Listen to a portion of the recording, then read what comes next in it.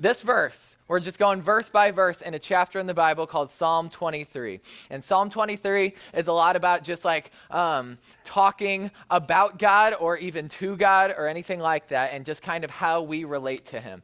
And this verse is very simple.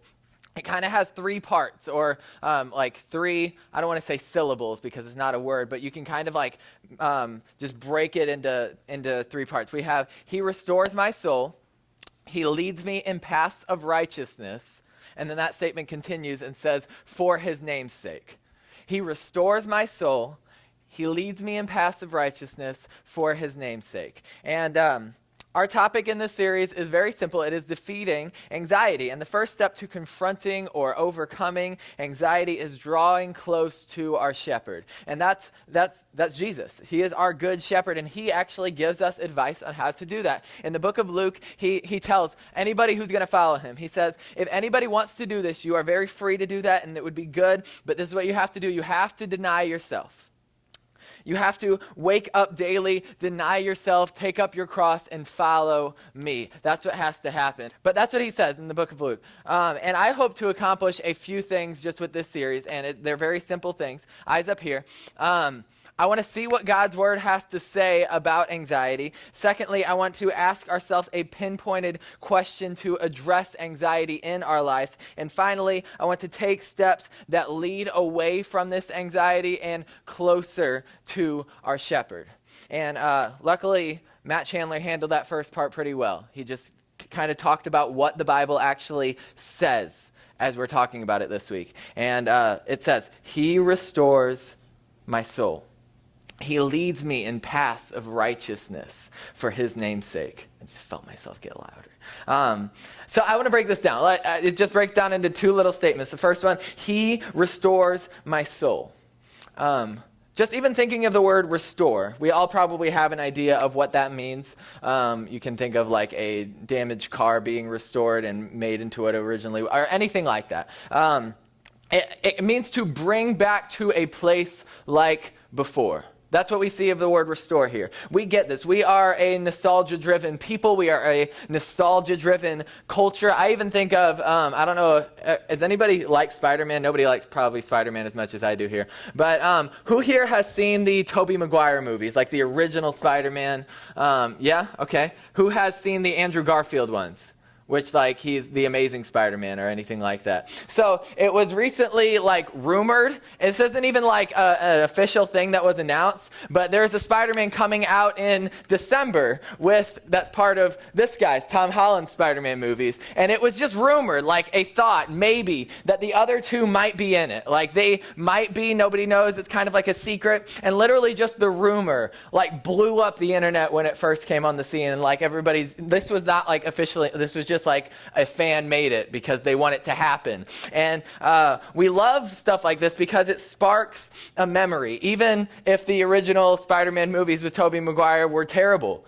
I'm not saying they were, but even if they were terrible, and even if Spider-Man, who's in high school, is being played by a 30-year-old man, we still love it because it sparks something that we experienced before. I actually, even if you haven't seen it, there's a part in the second one of this guy's movie. This is how he looked when he was in high school. And he is being like passed across like a subway train, and they're just like, hey, take it easy. And like they're trying to be gentle with him and stuff. And then his mask falls off, or somebody takes off his mask, and everybody's like, he's just a kid. Like, no, that's not a kid. Like, that man has a mortgage. He carries around a briefcase. He probably has like a few kids. Like, he is an adult. But even if it isn't like the greatest product in the entire world, we see that and we're like, wow, that like triggers a memory. I think about this because I'm really lame. I like Pokemon a lot, and I grew up playing that a lot. And I can think of like every year or so,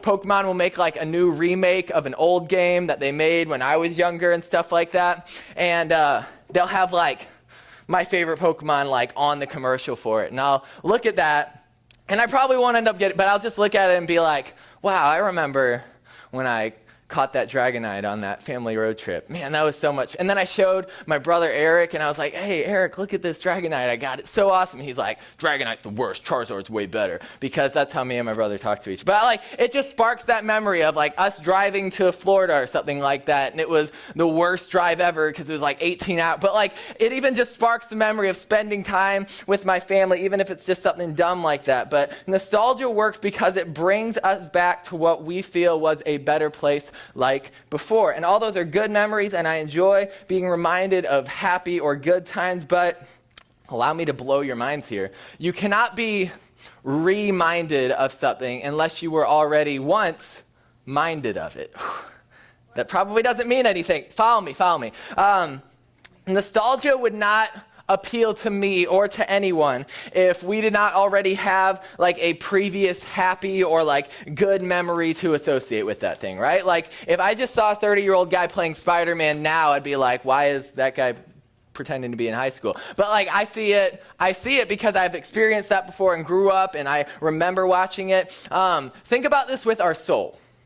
Your soul, which is what this verse is talking about, he restores my soul. Your soul cannot be restored unless it is already stored.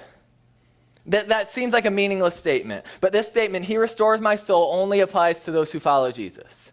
And if that's not you, it certainly can be at any moment. But if it isn't you now, you won't have a restored soul. And this is where we don't really understand what a soul is. Like, I don't know if you guys have ever seen those books that's like chicken soup for the soul, chicken soup for the dog lover's soul, chicken soup for the soul of somebody who wants to be on American Idol. Like, there are actually like 1,000 different versions of that. And there's even like that Pixar movie that came out on Disney Plus in like December called Soul that was very entertaining but teaches so many untrue things about the afterlife. But like, it's at least for entertainment value, it was fun. But it just distorts our ideas of what a soul is. And when referring to restoring a soul here, it is talking about fixing and repairing every part of you that is not physical.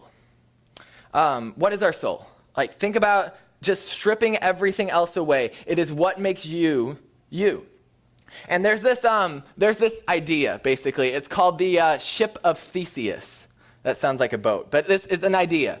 And I don't know, did anybody watch WandaVision? I'm not trying to make just like a million Marvel references tonight. It was actually in the last episode. You have this like the new Vision and original Vision, and they're arguing, and then they like start talking about smart people stuff, and I kind of checked out because I was like, I have no idea what they're talking about. But we get to this part, and he's like, might I suggest the ship of Theseus? And I won't get into what it was there, but I wrote down this story. It is this philosopher named Plutarch. He developed this thought experiment like in 500 BC, and it's still unsolved. It's just like this idea. And this is how the legend goes. There is this hero named Theseus, and he was a slayer. He slayed beasts and stuff like that. He was like an urban legend. Like everybody was like, Theseus is crazy. He's awesome. And he had a boat, and his ship was memorialized, basically put into a museum by people who came on later, who were like told this legend of Theseus and stuff like that. And they found his boat, and basically put it into a museum. And every month, this boat that was in the museum, planks would rot because it's a boat. And every month, the shipyard would like replace one of the planks with a new piece of wood. And they would replace one of the pieces of wood from the original ship with a newer one. And one day, many years later, after this kept happening, every plank on the original ship had been replaced. And this guy asks, is that still the ship of Theseus? Is that like, it no longer has any original piece? Is it still that? And then somebody really smart later on asks if every plank that was removed, somebody like kept them in like a back room or something like that, and then they later like reassembled it piece by piece into that same ship, was this ship the ship of Theseus?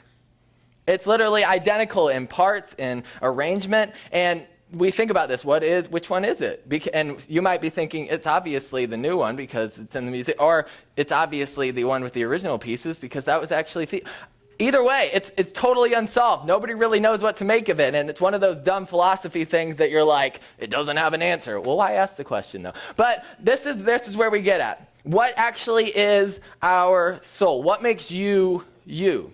And you can even think of a much dumber example, like Cody Walker is one of our small group leaders. He has a glorious mullet. He's talked recently about maybe shaving it. I don't know if that's going to happen.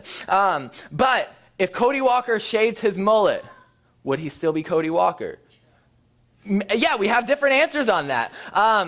Yes, because I knew him before he had a mullet, and I will know him after that, I hope. And he will still be Cody, of course. But if he starts like wearing Birkenstocks instead of boots, is he Cody? If he starts wearing like the Irish flag on his shirt instead of the American flag all the time, is he Cody Walker? I don't know. But what makes us us is our soul.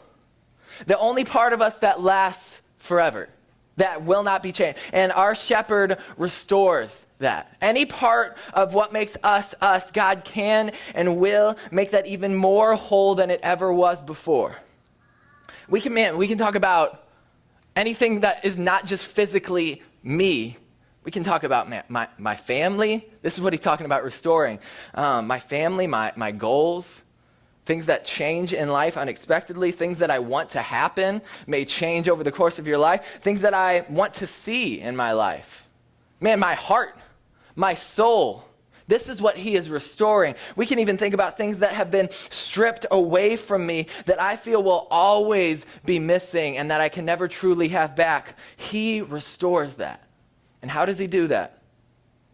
Well, look at the second part of the verse. He leads me in paths of righteousness for his name's sake. We see that word leads, and last week we looked at a verse. It's okay if you weren't here, but it says he leads me besides green pasture, or he takes me to green pastures. He leads me beside still waters. This is a different word. It's still the same word in English, but the original word actually means to conduct someone along the right path. It's kind of like nudge them, to ensure that they're not wavering, to steer them away from unnecessary danger, like, yo, stay on the path, keeping somebody on the path. And even that word path, it actually means trenches.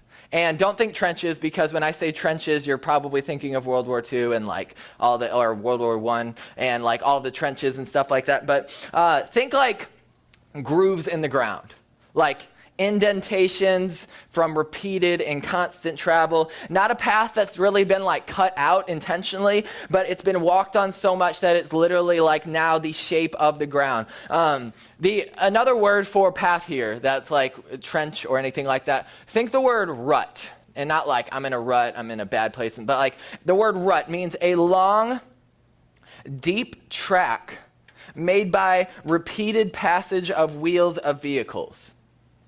This is the word path here.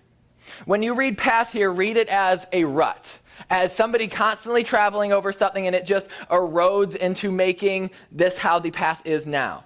And I don't know, have you guys heard of like the Oregon Trail other than the video game, the really old video game? It was actually a thing, an Oregon that went to Oregon, yeah. So it went all the way west. People were trying to either move away from something bad that was in the east or in the Midwest, or they were trying to get gold. Either way, a lot of people were going to Oregon. And they all took a similar path. And it was the Oregon Trail. A lot of people died on it, a lot of diseases and stuff like that. But these paths, this was all the way back in like 1865, which was like at least 170-ish years ago or something like that.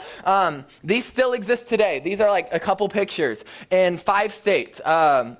Kansas, Idaho, Wyoming, Nebraska, and Oregon. And this is not like somebody took a construction thing and like cleared it out. No, this is literally just from people going over it constantly, and the earth was shaped that way, and it's still that way today, because like nobody messed with it. And people caught on. Stay on this path to Oregon, and it won't be easy. It will have challenges, but it will be more difficult, and it will take longer if you do veer off this path that has been pioneered for you. This is the advice that we're given to us through David.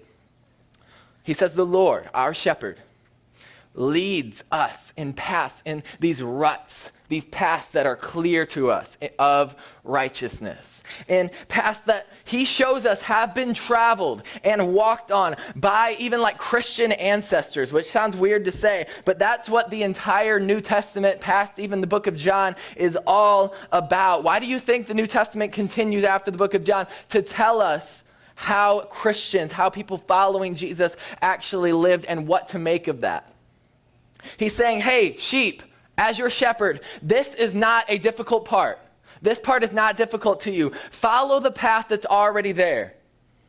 The advice we're given here is very unpopular, I think, at least for our generation. Stop trying to do something new. Stop acting like and pretending that the struggle you're enduring is even unique to yourself. Which sounds ignorant on my part to say, but this is what it's saying. That's a lie straight out of the mouth of Satan, and we believe it so often, that what we're struggling or going through is so unique to us and nobody else would get it. But God included even, I love the book of Ecclesiastes. I'm very passionate about it, but there's this small book. It's kind of very difficult to understand. But there's this book called Ecclesiastes, and if you read it, you can see over and over again, the phrase is repeated, there is nothing new under the sun. God is saying, our God, our shepherd, he's saying there is nothing that I don't already know how to handle or have not already handled. I am on top of all of it. And we all know what may be the single greatest source or root of anxiety, or at least at the very top of the list. It's when the devil whispers to us, no one else is going through what you're going through. No one else is going through what you are. We can think about, man, my family is going through a divorce, or even just like I'm moving away from my friends and I don't want that, or I'm addicted to this, or I've been struggling with that. Satan tells us, man, don't share that. No one cares. And, hey, if anybody did care, they can't help you. Because they don't know what it's like. They don't know what you're going through. Man, and we believe that. Way more than we want to.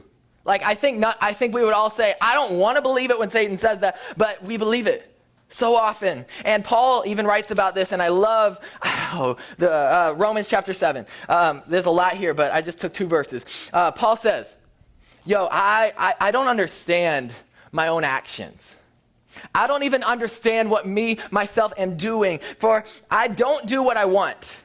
Like, I want to do that, but I just don't. But I do exactly what I hate. Like the thing that's on the top of my list that I'm like, that is an abomination to God. I want to steer away from that. That's what I keep doing. Why? And then he continues in verse 19, for I don't do the good thing that I want. Like I want it, but man, I just can't. The evil that I don't want to do, that's what I keep doing. It's very confusing. Paul needs a kind of like somebody to teach him some English lessons. But like, this is what he's saying. Like, I want so badly to just be committed and never mess up and follow God perfectly, but I can't. And I keep doing exactly what I don't want to do. And I feel like nothing has ever resonated with me more than when Paul says this, I do exactly the thing I don't want to do. Why? I don't know if you guys have ever heard, it's okay if you haven't, but there's this old hymn, old song called Come Thou Fount. And man, it's a banger. I love that song. But there's a part in it, and it always gets, like, especially people who already know the song and they know it's coming and stuff like that. There's a line in it where it says, prone to wonder. Yeah, you guys know what I'm talking about. Prone to wonder, Lord, I feel it. And like when people start to sing that part, everybody's like they get like super into it. You'll know what I'm talking about. And rightfully so. It's worth getting fired up about because it is something that we all resonate with. Prone to wonder, Lord, I feel it. We all know we drift from God. It's a common denominator. God, I do wander from you. I do stray away from you. I do walk off the path that you've made clear to me. And I feel it. And I don't want to. I keep doing exactly what I don't want to do, and I know is bad. God, why? And then the next line is, I'm prone to leave the God I love. And I won't tell you many things are worth being anxious about because I don't want to add to any pre-existing anxiety, but stepping away from God is definitely one of those things. So I think that's why we all resonate with it. Here's the advice we're given. Stay in the ruts of those who have gone before us. Those paths that have been traveled so much, they're clear as day to us. Be led in paths of righteousness for the furthering of our shepherd's name. So our big question, I just want to ask one big question to pierce, to pinpoint and address anxiety tonight. How am I being led in paths, in ruts, in these paths that have been traveled so much of righteousness? The last chapter of the book of Philippians, which it's only a 4-chapter book, phenomenal book. Paul, same guy who wrote that thing in Romans, he leaves his loved ones. He loved the Philippian church. He's a big fan, very close to them. Final piece of advice. He says in verse 6 of chapter 4 in that book, he says, hey, don't be anxious about anything. Which, I don't know, if you're like me, I don't know if you've ever experienced anxiety, that feels like the worst advice in the entire world. Don't be anxious. Wow. What a novel. Why didn't anybody mention that before? What a novel idea. No, but thankfully that's not all he says, and this is why it's one of my favorite chapters. He says, even before that, he says, verse 5, be reasonable. Let your reasonableness let everybody know how reasonable you are, because God is right here. And then he continues after that, verses 6 and 7, you have things to be thankful and grateful for, and I need to remind you of this. Because Paul is not speaking of something that he doesn't know anything about. I think he was probably a very anxious person. He almost died 30 times, and he lists it in the Bible. Walk on paths fixated on those good things that you can be thankful for and that you should be praying to God for. And then he says, one of the most popular verses in the Bible, Philippians 4:8, brothers and sisters, whatever is true, whatever is honorable, whatever is just, whatever is pure, whatever is lovely. What a nice word. Whatever is lovely. Whatever is commendable. If there is anything excellent, if there is anything worthy of praise, think about stuff like that. And we've covered these things are there for us. We even talked about last week, green pastures, still waters. How do we stay near this? How do we stay on this path of righteousness? Well, that's what the next verse after this says. Paul says, hey, what you have learned and received, everything that I just talked about, anything that you've learned and received and heard and seen in me. Paul's talking about himself. He's like, hey, I'm following Jesus. He even says in other parts of the Bible, follow me as I am following Jesus. He says, anything you learned, received, heard, and seen in me, practice this. Do it. If you've seen me do it while I'm following Jesus, you should too. And the God of peace will be with you. He's not talking about salvation or anything like that, but he's like, hey, don't be anxious.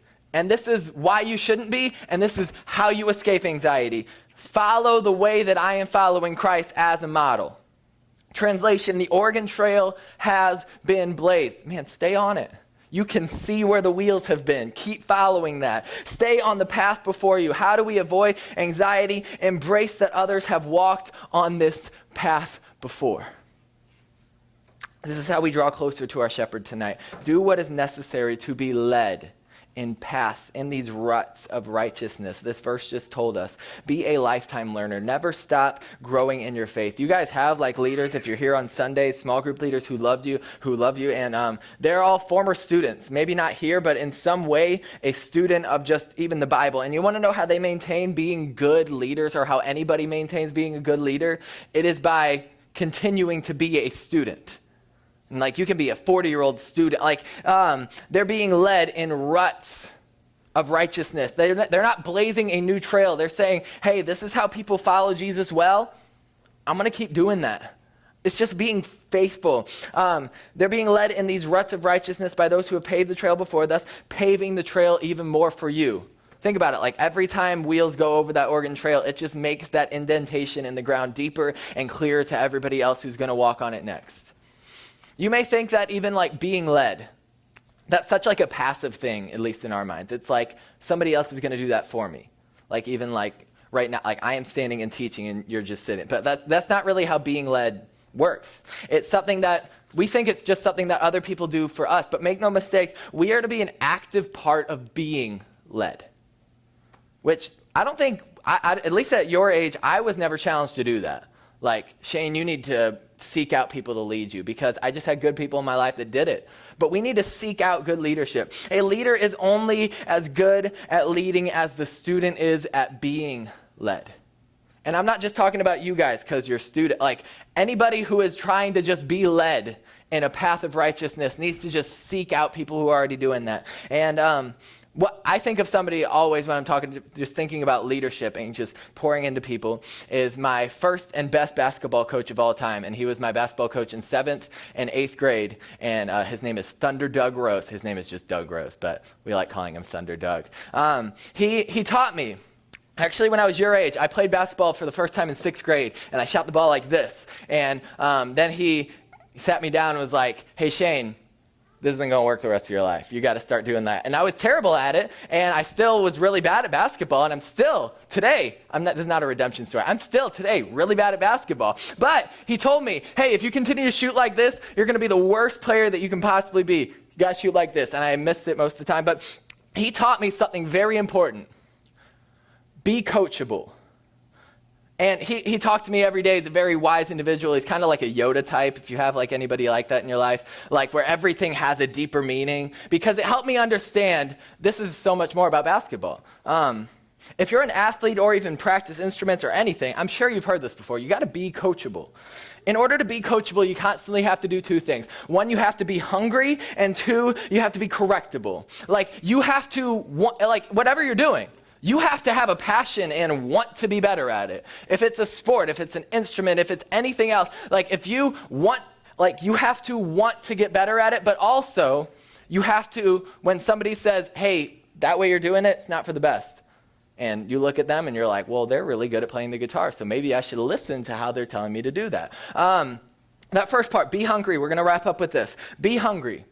You gotta want to be led. But more than that, seek out being led. Seek out good leadership. And I even think about when I am like absorbing encouragement or leadership or guidance by someone lovingly leading me, my mind is never more clear. Like, because I'm just processing things, I'm being challenged. We have meetings here, like we have the Next Gen, like all of Next Gen, and my boss is Jason Irvin, and like we have meetings pretty regularly where we just like talk about stuff coming up and like how we can do that best and whatever. And during that, I'm writing stuff down the entire time, not because I'm not paying attention, but because I'm being led by someone who cares about me, who's trying to lead me to do something in the best way possible, who's done it before, and my mind is never clearer. And I don't know if that's the way for you guys, but we have to just absorb leadership. And even like, I don't know if you went to Impact or anything like that, but I'm even just thinking about a personal example. A couple years ago, Michaela and I went to something called like a cross conference, which was that in like Nashville or something like that. Louisville, I don't know, it's somethingville. It's just like a 3-day thing, and I learned so much about Jesus, and I thought I already knew everything that I was going to learn, but I didn't. And I'm just saying, spiritual highs, like we kind of rag on them sometimes, but they're good. They are good. You need them every once in a while. You need something that's just like, wow, I just absorbed so much. I can only take in like 10% of that. It's just like the idea of drinking water and drinking like espresso. Like water, you need that every day in order to stay alive. I found that out the hard way several times. I've almost just died of dehydration a few times. But you need water on a regular basis. It's good for you. It doesn't taste like anything for a reason, so you can just like keep drinking it. But also, sometimes you need espresso. Sometimes you need just like a kick in the butt. You're like, wow, energy. Yeah, let's go. Like sometimes you need a little bit of balance of both. You got to be hungry though. And having daily sustenance, having a daily like, I am committed to you, God, but also just a kick in the butt every once in a while. Those are both very healthy. And then the second thing, be correctable. If you're on the wrong path, man, don't be abrasive to that. It's so natural to do that. If somebody's like, hey, the way you're handling this might not be the best. It's so easy to like get defensive, but that's where Satan's whispering to us. He's like, don't share that. Don't tell anybody about that.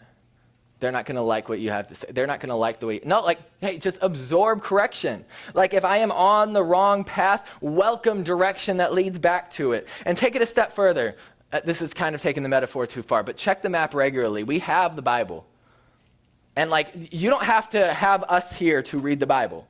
You can read it whenever. There's some over there if you want one. Check it regularly. Please don't take my word for what God's word says. Read it yourself. He restores my soul.